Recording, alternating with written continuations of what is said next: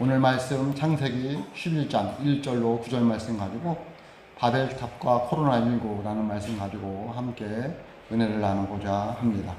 바벨탑과 코로나19가 무슨 관계가 있을까요? 아니, 어떤 연관이 있을까요? 하나님께서 바벨탑을 쌓은 사람들에게 심판을 하시는 가운데 그 심판 내용이 제가 생각할 때 코로나19에도 있더라는 것입니다. 그 내용이 무엇일까요? 먼저 오늘 코로나19에 대해서 잠깐 살펴봅니다. 2019년도 12월 중국의 우한에서 시작된 전 세계적으로 퍼지게 되었습니다. 우리나라에도 이 코로나 사태로 인하여 온 백성들의 눈과 귀가 거기에 갇혀져 있는 것을 보게 됩니다. 이제 코로나19로 인하여 왕래가 적어졌고 끊겼고 모임이 취소되고 공장이 중단되고 경제가 정지되면서 사람들이 다 불안과 공포 속에 갇혀 있는 듯 합니다. 코로나19는 과학기술의 바벨탑 그리고 발전과 개발이라는 바이러스에 의하여 인간들이 자초한 재앙이라고 볼 수도 있습니다. 과학이 발달하여 개발과 발전이라는 그 명목하에 자연을 마구 파괴하고 야생동물의 서식지는 점점 줄어가게 되었습니다. 그래서 인간과 야생동물에 만나는 횟수가 점점 더 많아지는 거예요. 근데 이 바이러스들은 그런 야생동물을 통하여서 사람들에게 옮겨지는 거예요. 그러니까 이 과학기술이라는 이 바벨탑이 개발과 발전이라는 그 명목하에 너무 자연을 훼손했다는 거죠. 여러분, 우리들도 마찬가지잖아요. 너무 일회용 좋아합니다. 한번 쓰고 버리는 거. 자연 굉장히 파괴하는 거죠. 쓰레기를 아무렇게나 막 버립니다. 이런 모습 속에서 왔어요. 여러분, 몇 년 전에 있었던 사스와 메리스도 사양 고양이와 낙타를 통하여서 그것이 숙주가 되어서 전파되었다고 합니다. 이번에 이 코로나19도 천상갑이라는 그것을 통하여 거기서 숙주하여 코로나 바이러스가 전파되었다고 알려져 있습니다. 앞으로는 더 이런 일들이 일어난다는 거예요. 20-30년 안에는 거의 지구가 사람이 살기 힘든 그런 세상이 되지 않을까 걱정하는 기후 과학자들도 있더라고요. 이 코로나 바이러스는 눈에 보이지 않는 미생물로 인해 수많은 사람들이 쓰러지고 있습니다. 국경이 닫히고 도시들이 폐쇄되고 시민들이 자택에 격리되어서 있는 이 현실을 우리는 잘 인식할 수 있어야 합니다. 과학의 발달로 전 세계가 하루권 안에 들어져 있습니다. 수많은 공항들, 또 수많은 항만들, 또 수만 킬로에 달하는 고속도로들, 이것들이 바이러스를 전파하는데 굉장한 역할을 감당한다는 거예요. 중국에도 시작했는데 얼마 안 돼서 전 세계적으로 퍼져가지고 지금은 전 세계가 코로나가 안 걸린 나라가 없잖아요. 약 90만 명 이상이 죽었다고 합니다. 이 코로나로 인하여 전 세계적으로. 과학기술의 발달입니다. 어쩌면 그게 오늘날 바벨탑이 아닐까 저 혼자 생각해 봅니다. 그전에는 이렇게 과학이 발달되지 않았을 때에는 어느 지역에서 바이러스가 생기면 옮겨지지를 않았어요. 근데 옮길 수가 없었으니까. 교통이 발달되지 않고 비행기도 그렇고 그러는데 그래서 거기서 있다가 멈추는 경우가 많았습니다. 지금은 금방 퍼집니다. 이 코로나 바이러스를 통하여 이것이 하나님이 우리에게 주셨다고 말하기는 어렵습니다. 그렇게 말하면 또 목사 이상한 사람 볼 테고 어렵습니다. 그러나 코로나19를 통하여 하나님이 우리에게 주신 말씀은 무엇일까는 고민해 봐야 됩니다. 그래서 제가 오늘 바벨탑과 코로나19를 관계를 맺으면서 말씀을 전하고자 합니다. 어쩌면 오늘 말씀은 하나님의 말씀이라기보다는 제가 묵상하고 제가 생각한 것을 여러분에게 전하는 것인데, 혹시 거부 반응이 있으면은 오늘 말씀은 안 받아들여도 뭐 그렇게 제가 뭐라고 할 말이 없을 것 같습니다. 왜냐하면 하나님의 말씀을 제가 묵상하면서 제가 묵상하고 제가 받은 것을 전하는 것이기 때문에 그렇습니다. 그러니까 하나님 말씀을 의지하지만 하나님의 말씀에 비추어서 제 생각을 가미를 했음을 미리 말씀을 드립니다. 먼저 오늘 본문 말씀을 살펴보면 바벨탑 이야기입니다. 우리가 모르는 이야기가 아니라 너무 잘 압니다. 이 바벨탑 이야기는 어떻게 된 거냐면 노아의 홍수가 마쳤습니다. 그리고 노아가 하나님께 제사를 드립니다. 제단을 쌓았습니다. 그때 하나님께서 노아에게 말씀을 하십니다. 창세기 9장 1절 말씀입니다. 하나님이 노아와 그의 아들에게 복을 주시며 그들에게 이르시되 생육하고 번성하여 땅에 충만하라 라고 말씀하고 있습니다. 노아 홍수가 끝난 다음에 노아가 하나님께 제단을 쌓아서 예배를 드리니까 하나님께서 노아에게 복을 내려주시는 건데 그 말씀이 9장 1절 말씀입니다. 땅에 충만하라 하나님께서 복을 내려주셨습니다. 그리고 언약을 세우십니다. 하나님 말씀 창세기 9장 11절 말씀입니다.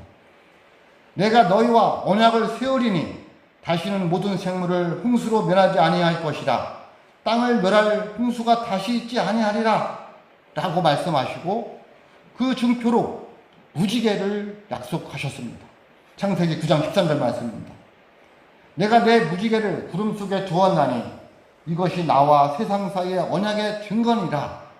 아멘. 그리고 하나님의 복 주신 가운데 노아의 자손들이 번창하게 됩니다. 그것이 10장에 보면, 창세기 10장에 보면 노아의 후손들이 번창하여서 이름이 쭉 나옵니다. 그리고 11장입니다.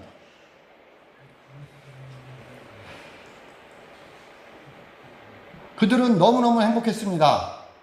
의사소통이 잘 됐습니다. 왜? 말이 하나니까. 한 가족이니까, 한 족속이니까, 한 민족이니까, 한 백성이니까 그들은 말이 하나이고 언어가 소통했습니다. 너무 행복했습니다. 여러분, 소통이 안 되면 얼마나 불편해요. 짜증납니다. 화납니다. 근데 소통이 되면 얼마나 행복해요. 네? 그래서 소통 안 되면 만나기도 싫잖아요. 소통되는 사람들을 만나고 싶은 거잖아요. 이들은 말이 하나였고 언어가 하나였기 때문에 소통이 너무 잘 됐어요. 오늘 말씀 1절입니다. 온 땅의 언어가 하나요, 말이 하나였더라. 소통이 잘 되었더라. 문제가 없었더라. 그런 얘기합니다. 그리고 하나님의 말씀대로 땅에 충만하기 위해서 동쪽으로 옮겨가고 있습니다. 옮기다 보니까 시나이 평지를 만나게 됩니다. 이 시나이 평지는 바벨론 근처에 있다고 생각하면 됩니다. 너무 땅이 좋았습니다. 평평했습니다. 살기가 좋았습니다. 먹기 살기가 좋았습니다. 그래서 그들은 하나님을 잊어버립니다. 하나님의 명령을 잊어버립니다. 거기에 거주하고 싶은 것입니다. 평안하게 살고 싶습니다. 고생하기 싫습니다. 여러분, 옮겨져서 자기의 삶의 터전을 만들려면 얼마나 고생하겠어요. 고향을 떠나기 싫은 이유가 뭐예요? 고향에 있으면 내 자리가 있잖아요. 그러나 떠나면 뭐예요? 내 자리가 없어요. 다시 거기서 고생을 해서 자기 자리를 만들어야 되는 거잖아요. 이들이 가다 보니까 신할 평지를 만나니까 너무 좋은 거예요. 그래서 그들은 거기서 머물고자 하는 거죠. 그래서 4절에 보면 이렇게 말씀하고 있습니다. 또 말하되 자 성읍과 탑을 건설하여 그 탑 꼭대기를 하늘에 닿게 하여 우리의 이름을 내고 온 지면에 흩어짐을 면하자 하였더니 라고 말씀하고 있습니다. 그들이 고백합니다. 자, 우리도 힘이 있다는 거예요. 왜? 등 따시고 배부르니까. 힘들고 어려울 때는 하나님을 매달렸습니다. 그리고 일이 잘 되어서 내가 부자가 되고 평안하니까 하나님을 잊어버리는 거예요. 내가 할 수 있다도 된다는 거예요. 우리도 힘이 있다는 거예요. 한번 싸보자는 거예요. 탑을 높이 쌓자는 거예요. 홍수가 와도 면하지 않게 한번 해보자는 거예요. 하나님이 우리를 멸망한다고 할 때에 홍수를 멸망했으니까 탑을 높이 쌓으면 물이 많아도 그 높이 놓고서 있으면 죽지 않을 거라고 생각한 거예요. 왜? 힘이 있으니까. 그래서 그들은 하나님의 명령도 잊어버리고 사명도 잊어버리고 은혜도 잊어버리고 자기들이 살기 위해서 좋은 땅 신할 평지에서 탑을 쌓기 시작하는 거예요. 벽돌을 만드는 거예요. 그리고 우리도 살아있다. 내 이름을 한번 밝혀보자는 거예요. 예? 내 이름을 내자. 우리의 이름을 내자. 여러분, 예수 믿는 사람들은 자기 이름을 내려고 하면 안 됩니다. 누구의 이름을 드높여야 됩니까? 하나님의 이름을 드높여야 될 줄로 믿습니다. 우리가 여기까지 온 것, 우리가 살아있는 것 하나님의 은혜인 줄로 믿습니다. 그러면 내 이름을 내면 안 되고 하나님의 이름을 내야 됩니다. 하나님의 이름을 높여드려야 됩니다. 그런데 이들은 잃어버렸습니다. 내 이름을 내자는 거예요. 그리고 흩어지는 거 면하자는 거예요. 모여 살자는 거예요. 하나님은 흩어져야지 세상에 충만해서 세상을 아름답게 꾸밀 수 있는데 이들은 게을렀어요. 귀찮았어요. 고생하기 싫었어요. 그래서 단단히 약속을 합니다. 흩어짐을 면하자. 그리고 탑을 높게 쌓으면 하나님 물로 홍수를 또 물로 우리를 멸망할지라도 높은 데 가면 살 수 있다. 그들은 하나님의 말씀도 잊어버렸어요. 하나님이 약속했잖아요. 다시는 내가 물로 너희를 심판하지 않을 것이다. 죽이지 않을 것이다. 무지개를 봐라 라고 말씀을 하셨는데도 불구하고 불신의 마음이 들어와서 뭐 하니까? 등 따시고 배불르니까, 평안하니까, 안전하니까. 그래서 하나님께서 내려가서 봤어요. 이 인간들이 무엇을 하나? 5절 말씀입니다. 여호와께서 사람들이 건설하는 그 성읍과 타급을 보려고 내려오셨더라. 아멘. 보려고 내려오셨어. 주님은 오늘도 우리를 보려고 내려오시는 거예요. 얘가 어떤 마음 가지고 예배를 드리나 보고 내려오셨더라는 거예요. 내려와서 보시니까 이 백성들이 너무 어이가 없는 거예요. 왜 어이가 없어요? 그들이 하는 행동을 보니까, 삶의 모습을 보니까 너무 어이가 없는 거예요. 그래서 어떻게 하십니까? 9절 말씀입니다. 그러므로 그 이름을 바벨이라 하니 이는 여호와께서 거기서 온 땅의 언어를 혼잡게 하셨음이니라. 여호와께서 거기서 그들을 지면에 흩으셨더라. 아멘. 그들은 면하기 싫어서, 흩어지기 싫어서, 고생하기 싫어서 바벨탑을 쌓았는데 하나님께서는 그들을 보시고 그들의 교만과 그들의 불신앙을 보시고 그들의 언어를 혼잡하게 하고 그리고 흩어지게 해버렸다는 거예요. 언어가 안 통하니까 뭐예요? 싸우잖아요. 싸우면 어떻게 해요? 흩어질 수밖에 없습니다.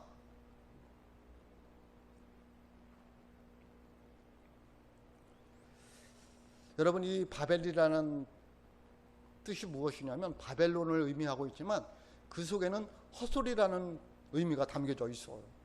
하나님께서 이들이 헛소리하고 있구나라는 거예요. 어떤 헛소리를 하고 있습니까? 이스라엘 백성들의 헛소리가 뭐합니까? 탑 꼭대기를 하늘에 닿게 하여 헛소리입니다. 우리가 아무리 해도 하나님과 같이 될 수가 없습니다. 우리가 아무리 힘이 있다고 해도 하나님이 하실 일을 우리가 할 수가 없습니다. 근데 그들은 탑 꼭대기를 하늘에 닿게 하여 하나님이 멸망하는 것을 면해보자. 쉽게 말하면 하나님이 없어도 된다. 그 헛소리를 하고 있는 거예요. 두 번째 헛소리는 뭘까요? 우리의 이름을 내고 헛소리입니다. 여러분, 이름 내서 뭐 할 겁니까? 호랑이는 죽어서 가족을 남기고 사람은 죽어서 이름을 남긴다고요? 이름 남겨서 뭐 할 겁니까? 예? 우리는 내 이름을 내는 게 중요한 것이 아니라 하나님의 이름을 높여드리는 것이 중요한 줄로 믿습니다. 근데 세상 많은 사람들이, 교회 다니는 사람들이 자기 이름을 못 내서 안달이 나잖아요. 조심해야 됩니다. 조심해야 돼요. 헛소리일 수 있습니다. 자꾸 자기 이름을 내려고 하는 거. 누가 그럽니까? 세상 사람들이 그렇습니다. 정치인들이 자기 이름 내려고 합니다. 교회는 자기 이름 내려고 하면 안 됩니다. 이름도 없이 빛도 없이 살아가야 됩니다. 세 번째 헛소리가 뭘까요? 흩어짐을 면하자는 거예요. 예? 지금은 흩어져야 될 때입니다. 이 당시 이 백성들은 왜? 세상을 충만하게 해야 되니까. 자기들만 모여있으면 나머지 세상은 어떻게 됩니까? 누가 관리를 할 겁니까? 누가 보호할 겁니까? 파괴하라고 하나님께서 우리에게 자연을 주신 것이 아니라 잘 가꾸고 보호하라고 그래서 하나님 만든 에덴 동산을 회복해야 되는데 그러지 않고 마구 해치고 또 그러지 않고 흩어지지 않으려고 하는 거예요. 그래서 하나님은 뭐예요? 억지로 흩어지게 합니다. 헛소리입니다. 여러분, 오늘날 우리는 헛소리하며 살고 있지는 않습니까?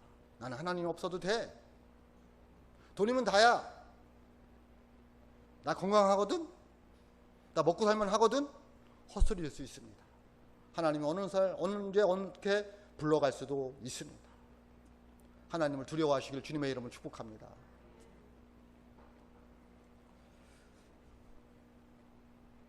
주님은 오늘도 우리 곁에 내려오셔서 바라보고 계십니다. 오늘 세상에 내려오셔서 세상을 보시고, 아니 오늘날 한국교회를 보고 어이가 없으셨는지도 모릅니다. 예수를 믿는 6.13 목사의 모습을 보고 어이가 없었는지도 모르십니다.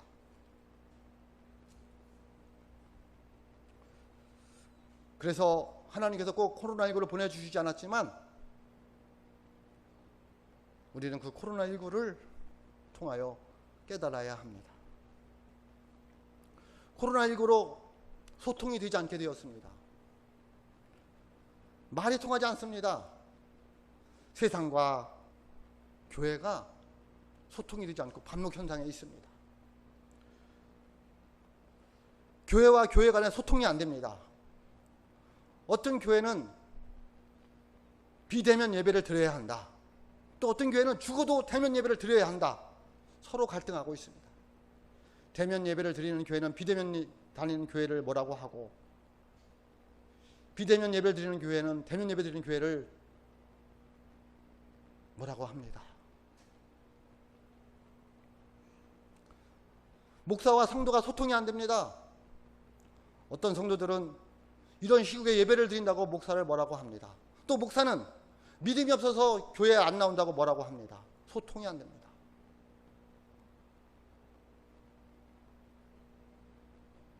코로나19가 가져온 현상입니다. 어쩌면 바벨탑의 그 심판과 비슷하지 않습니까? 또 바벨탑을 세운 후에 하나님께서 그 백성들을 흩어지게 한 것처럼 코로나19로 인하여 교회가, 성도들이 흩어지게 되었습니다. 오늘 우리 교회도 보면 되잖아요. 흩어졌잖아요. 하나님이 오늘날 한국 교회를 보니까 정말 어이가 없었습니다. 성도들이 목사를 미워합니다. 그 모습을 보고 어쩌면 하나님께서 흩으셨는지도 모르겠습니다. 또 목사는 사랑을 말하면서 속으로는 성도들을 욕합니다. 그 모습을 보고 하나님이 흩으셨는지도 모르겠습니다. 또 성도 간의 성도들도 별것도 아닌 거 가지고 서로 미워하고 시기합니다. 욕합니다. 그 모습을 보고 하나님이 너무 어이가 없어서 이렇게 흩으셨는지도 모르겠습니다. 그러다 보니 성도들 간에 교제가 할 수가 없게 되잖아요. 문제가 안 일어나잖아요. 고민해 봐야 됩니다. 바벨탑에서 흩으신 것은 그들을 망하라고 흩으신 것이 아니라 하나님의 뜻을 이루기 위해서 흩으셨습니다. 왜? 세상을 잘 보호하고 가꿔야 되니까. 그래서 저는 그렇게 생각합니다. 하나님께서 코로나19로 우리를 흩으셨는데 왜 흩으셨을까요? 망하라고? 저는 그렇게 생각하지 않습니다. 너희들 믿음 있으면 정말 세상에서 흩어져서 살아보라고. 그렇게 예배 안 드리고 그렇게 기도 못하고 그렇게 찬양 못하고 세상에서 어디로 한번 살아봐라. 그래서 네가 너희 올바로 살아가면 다시 회복시켜 줄게. 저는 그게 하나님의 음성이라고 믿습니다. 그러므로 여러분, 교회에 모이는 숫자가 줄어들어서 세상에서 잘 살아야 됩니다.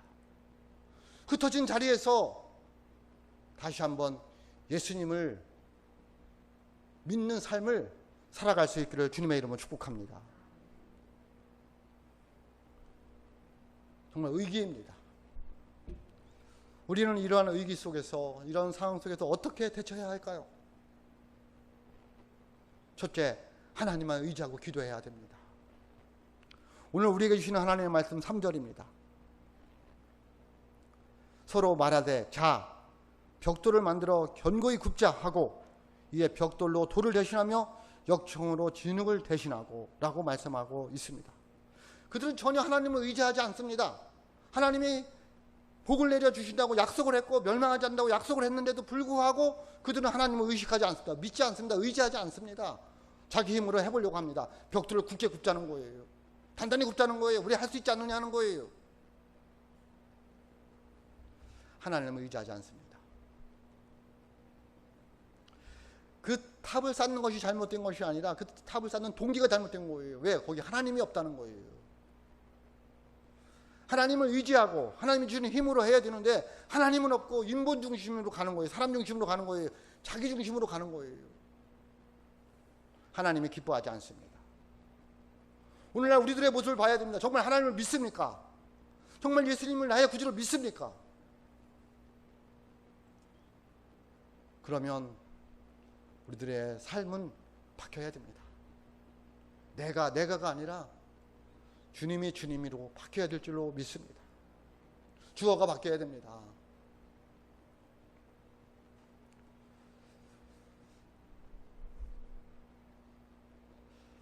예수님을 믿는다고 하면서도 자기 하고 싶은 대로 합니다.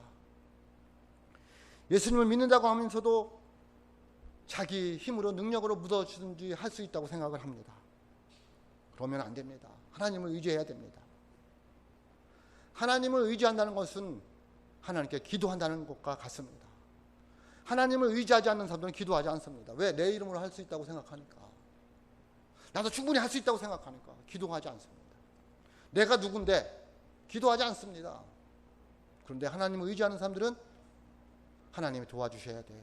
하나님이 역사해 주셔야 돼. 하나님 나를 불쌍히 여겨야 돼. 기도할 수밖에 없다는 거예요. 하나님을 의지하고 기도하는 사람들이 되시기를 주님의 이름으로 축복합니다. 기도는 축복의 통로가 됩니다. 기도는 문제 해결의 통로가 됩니다. 기도는 하나님으로 일하게 하는 통로가 됩니다. 그러므로 기도하면 하나님께서 역사할 줄로 믿습니다. 요한복음 15장 16절에 이렇게 말씀하고 있습니다.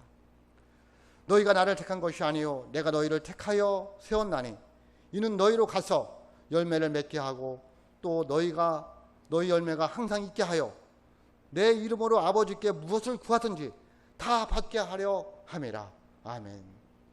하나님이 우리를 택하셨다고 말씀하고 있습니다. 그러므로 하나님 책임져 주실 줄로 믿습니다. 그러므로 우리는 기도해야 됩니다. 하나님이 다 얻게 받게 하려 함이라고 말씀하고 있습니다. 믿음이에요. 믿음이 뭐냐? 하나님을 의지하는 거예요. 하나님을 의지하는 게 뭐냐? 기도하는 거예요.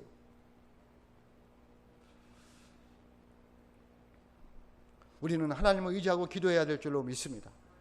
나라와 정부와 코로나19를 관리하는 당국을 위해서 기도해야 될 줄로 믿습니다. 환자를 치료하는 의료진들을 위해서 기도해야 됩니다. 확진받은 사람들을 위해 집 밖으로 나가기를 두려워하는 자들을 위해서 기도해야 됩니다. 위험한 지역에 거주하고 있는 자들을 위해서 또 다른 기저질환이 있고 연로한 고위험자들을 위해서 기도해야 될 줄로 믿습니다. 주님이 우리와 우리 자녀들을 보호해 주시기를 위해서 기도해야 됩니다. 주님의 긍휼이 임하게 해달라고 기도해야 될 줄로 믿습니다. 주님께서 우리의 기도를 들어주실 줄로 믿습니다. 이 어려운 시대에 하나님만 의지하고 하나님께 기도하여 승리하는 하나님의 사람들이 되시기를 주님의 이름으로 축복합니다. 두 번째, 어떻게 대처해야 될까요? 주님의 마음을 알아 세상에서 말씀을 살아내는 삶을 살아야 됩니다. 이 바벨탑을 쌓은 사람들은 주님의 마음을 몰랐어요. 왜 흩어지라고 하는지 몰랐어. 자기들을 망하게 하려고 하는 것이 아닌데 주님의 마음을 몰라서. 하나님의 마음을 모르니까 자기 이름을 내려고 하는 거예요. 잘 살아보려고 하는 거예요. 어떻게 해서든지 잘 살고 싶은 걸 지켜보고 싶은 거예요. 그게 안 됩니다. 주님의 마음을 알았더라면 어떤 일이 있어도 우리 망하지 않을 거야. 하나님이 이 자연을 아름답게 하려고 하니까 우리들을 흩어지게 하신 거야. 그래 우리 힘들지만 흩어져 보자 라고 했을 거예요. 근데 그들은 주님의 마음을 몰라서 왜 흩어지게 하는지, 왜 고생길을 가게 하는지 알 수가 없는 거예요. 자녀들이 부모님의 마음을 모르듯이. 자녀들이 부모님의 마음을 알아요? 모릅니다. 죽었다 깨나도 모릅니다. 그런 것처럼 이 백성들은 하나님의 마음을 몰라서. 그러니까 그들의 삶 속에서 세상에서 그 말씀대로 살아내는 삶을 살지 못하는 거예요.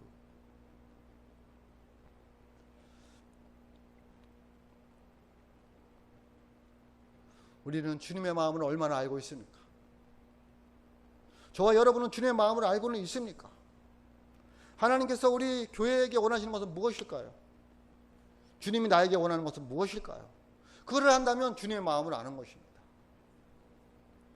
그것은 교회가 교회다워지는 것입니다.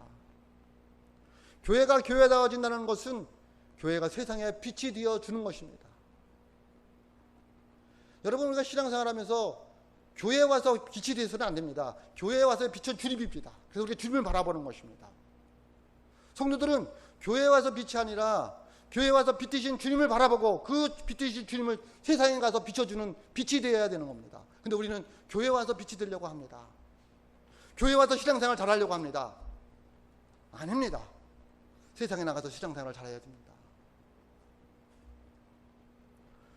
모였다가 흩어지는 교회가 됩니다. 모여서는 하나님을 바라보는 것입니다. 예수님의 빛인 것을 바라보는 것입니다. 흩어져서는 주님을 드러내는 삶이 되어야 하는 것입니다.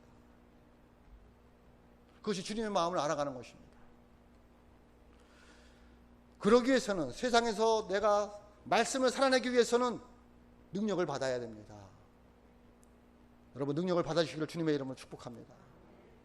어떤 능력입니까? 말씀의 능력입니다. 말씀의 능력은 곧 성령의 능력입니다. 말씀을 들을 때에, 아멘 했을 때에 성령의 능력이 임할 줄로 믿습니다. 말씀과 성령은 같이 가는 거예요. 말씀 따로 성령 따로 같이 가지 않습니다. 말씀을 들어서 아멘 할 때에 성령의 능력이 임할 줄로 믿습니다.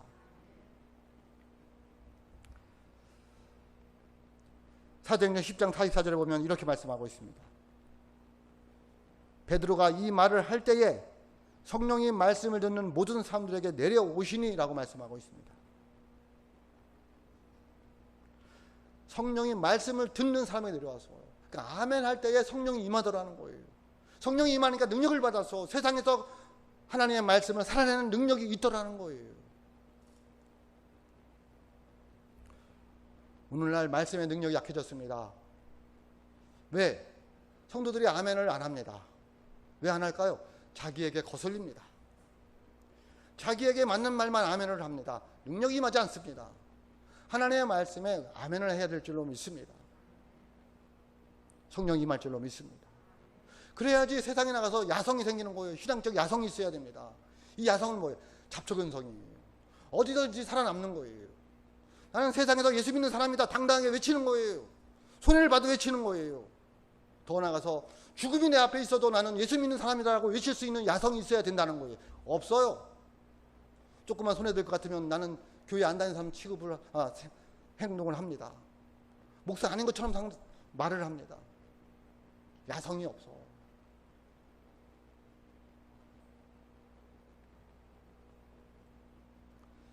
신앙이 죽어갑니다.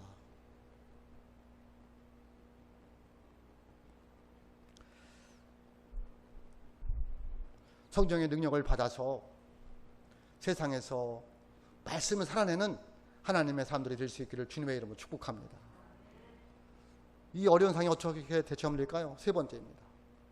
소외된 이웃의 고통을 돌봐야 합니다. 교회는 성도들을 돌보는 곳이에요. 누구를? 연약한 자들을. 강한 자가 연약한 자를 돌보는 것이 교회예요. 세상은 강한 자가 연약한 자를 지배하는 것이 세상인 거예요. 오늘날 교회가 어떻습니까? 교회가 정말 강한 자가 연약한 자를 돌보고 있습니까? 아니면 강한 자가 연약한 자를 지배하고 있습니까? 제가 굉장히 마음이 아팠습니다. 목사로서 성도를 잘 돌보고 있는가? 아니면 그들을 지배하고 있는가? 제가 고민하게 되었습니다. 교회의 모습은 강한 자가 연약한 자를 돌보는 거예요. 지배하고 억압하는 것이 아니라는 거예요. 소외된 이웃의 고통을 돌봐야 될 줄로 믿습니다. 소외된 이웃이 누굴까요? 연약한 자들이에요. 여러분, 거리두기라는 명목하에 국가에서는 추석 명절에도 거리두기를 하여 고향 안가기 운동을 벌이는 듯 합니다. 맞다고 생각을 합니다. 저도 생각을 했습니다. 올 추석에는 그럼 돌아다니지 말자. 마음이 불편하더라고요. 그럼 그 외로운 사람들 누가 돌볼까? 1년에 한두 번 찾아보는 어머니들은, 그 어르신들은 누가 돌볼까? 자기들은 할 일 있으면 다 돌아다니면서 그 어려운 분들, 외로운 분들 한 번 찾아가는 것이 그렇게 위험한 일일까? 저 혼자 생각입니다. 그러다가 인터넷을 보니까 어느 시골 마을에 그런 플랜카드가 걸려 있더라고요. 뭐라고 이렇게 적혀 있습니다. 추석에 어미 보러 오지 마라. 용돈만 보내라.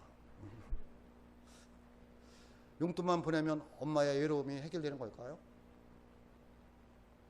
용돈만 보내면 자식이 그렇게 보고 싶은 부모의 마음이 해결되는 걸까요?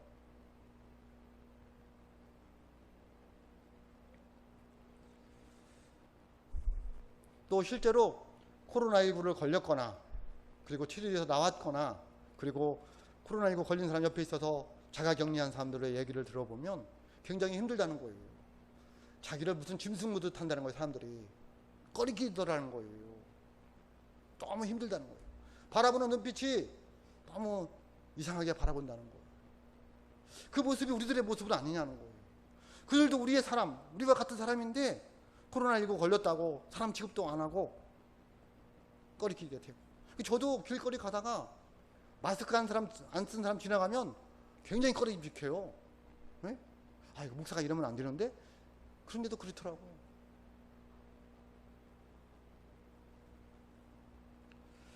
여러분, 우리 소외된 이웃을 돌봐야 될 줄로 믿습니다. 거리두기는 하되 눈빛은 좀 따뜻한 눈길로 바라봐야죠. 마음은 좀 따뜻하게 대해줘야죠. 네? 바라보는 눈빛이 무엇을 말하는지.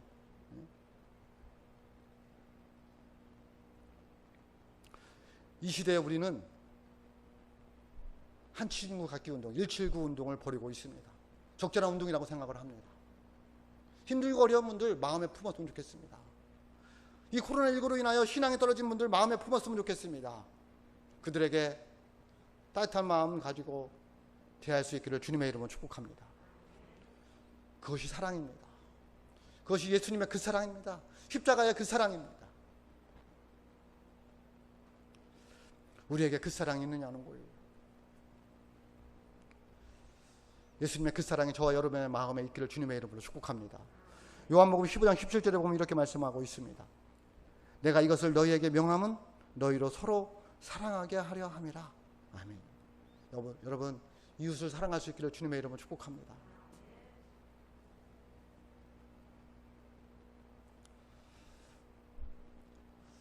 우리들은 너무 나밖에 모릅니다. 우리 교회만 잘 되면 되는 줄 알았습니다. 교회 안에서만 신앙생활 잘하면 되는 줄 알았습니다. 우물안에 개구리가 되었습니다. 왜?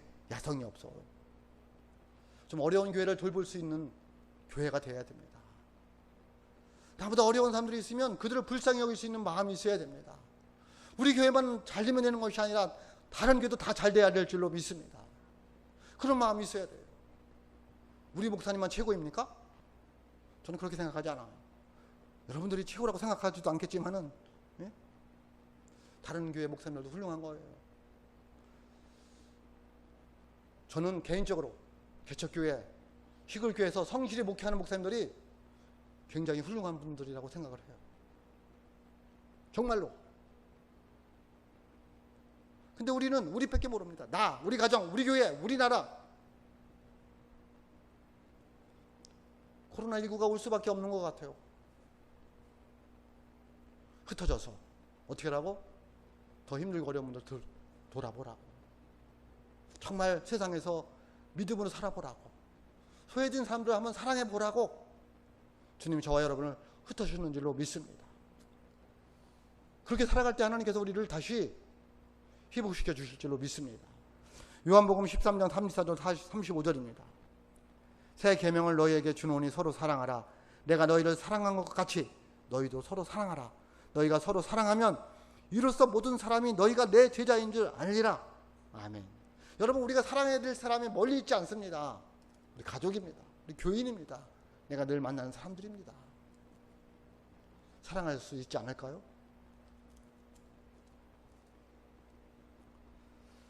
서로 사랑하는 하나님의 사람들이 되시기를 주님의 이름으로 축복합니다. 어려운 이웃을 돌보는, 소외된 이웃을 돌보는 예수님의 그 사랑이 저와 여러분의 있기를 주님의 이름으로 축복합니다. 사람들이 꺼려지는 시대가 왔습니다.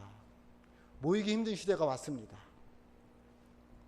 몸은 서로 가까이 못해도 눈빛과 따뜻한 마음 가지고 이웃을 바라보는 사랑의 사람들이 되시기를 주님의 이름으로 축복합니다. 바벨탑과 코로나19가 무슨 관계가 있습니까? 바벨탑은 하나님을 믿지 않고 의지하지 않고 하나님의 말씀을 듣지 않고 교만하여 불순종하여 자기 이름을 내고자 하는 교만과 불순종의 바벨탑이었습니다. 이 하나님께서 언어가 통하지 않고 흩어지게 하셨습니다. 현대판 바벨탑, 과학기술의 발달과 성공과 개발과 일등주의가 하나님의 뜻을 저버리고 탐욕과 욕심에 물들어서 세상을 온통 이 지경으로 만들었다고 생각합니다. 그 결과물이 코로나19가 온 것 같습니다. 제 생각입니다.